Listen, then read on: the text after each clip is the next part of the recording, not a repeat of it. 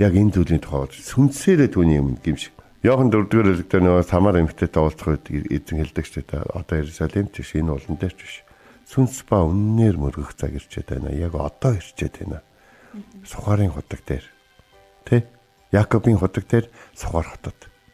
Сүнсээр эзэн сүнсээр мөргөгчдийг хааж байна гэж хэлсэн байна. Тэгэхээр зүрхэн шархалсан хүмүүст эзэн ойр байдаг. Тэрс гадна сүнсээрээ гимшигчдийг эзэн харж ханддаг. Тиймээс бүгдээрээ бурханд ойртой. Өөрсдийгөө хуурхаа боли, гараа угаая, зүрхээ цэвэрлэе. Хоёр нүүргүй бай, бас юу гэдгийг те өөрсдийнхөө гарыг ингээд хараа те. Угаах шаардлагагүй шийдэх биш.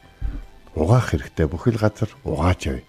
Тэгээ бид нэр цэвэр гараар, цэвэр зүрхлээр хийсэн, цэвэр гар, цэвэр зүрх сэтгэлээр үйлцэн тийм итгэлийн амьдрал.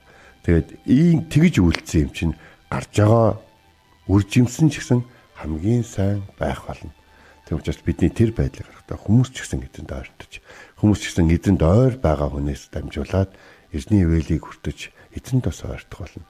Бүгдээрээ ерөөлийн сувг, ерөөлийн гүүр, ерөөлийн дамжлаг болцгоё гэж энэ өглөө та бүхнийг уриалж байна.